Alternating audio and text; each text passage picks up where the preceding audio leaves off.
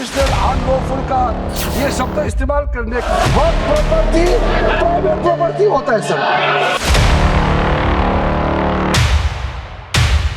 अरे बैठ जाओ, राम मंदिर का पैसा खाते हो। टीवी स्क्रीन पर 3 तस्वीरें हैं। पहली लोकसभा की, दूसरी राज्यसभा की और तीसरी सदन के बाहर की। क्योंकि वक्फ बिल को लेकर जो सियासी गर्मी सदन के भीतर है, वहीं एक सियासी तकरार सदन के बाहर भी चल रही है। क्योंकि कांग्रेस पार्लियामेंट्री बोर्ड की बैठक में सोनिया गांधी ने वक्फ बिल को संविधान पर हमला बताया, तो वक्फ मामले में जेपीसी के अध्यक्ष रहे जगदम्बिका पाल ने विपक्ष पर लोगों को गुमराह करने का आरोप लगाते हुए हमलों की झड़ी लगा दी।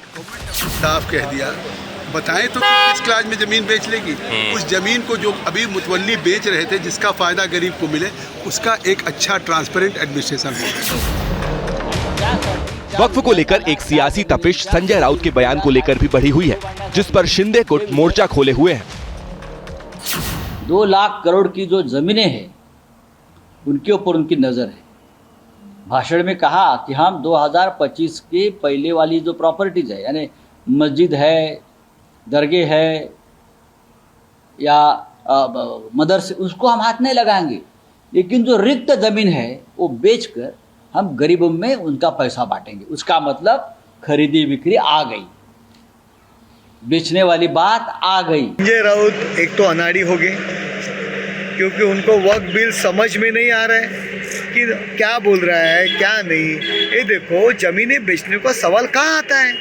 कौन सा सेक्शन में जमीनें बेचने को परमिशन सरकार को दी है, उसका इक्वेशन वो करना चाहिए।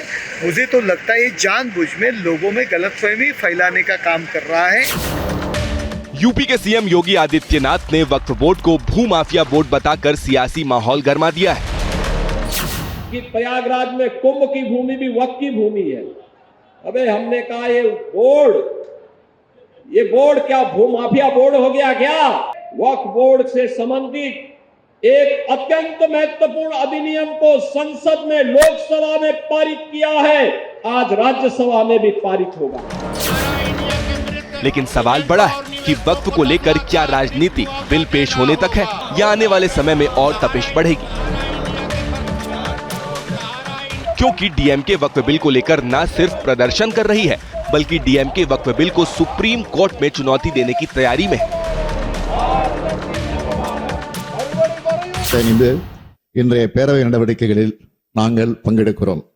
சர்ச்சைக்குரிய இந்த சட்ட திருத்தத்துக்கு எதிராக உச்சநீதிமன்றத்தில் திராவிட முன்னேற்றக் கழகத்தின் சார்பில் வழக்கு தாக்கல் செய்யப்படும் என்பதை पॉलिटिकल कॉरिडोर में इस वक्त वक्फ और सिर्फ वक्फ बिल की चर्चा है। पक्ष इसके फायदे गिना रहा है तो विपक्ष इससे होने वाले नुकसान।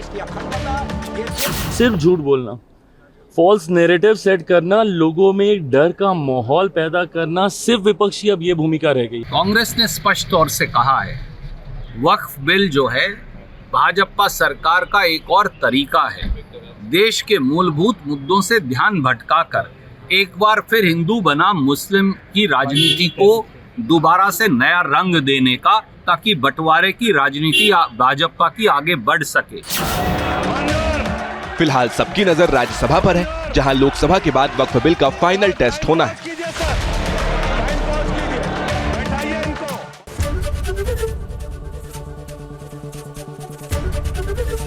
एबीपी गंगा, खबर आपकी, जुबान आपकी।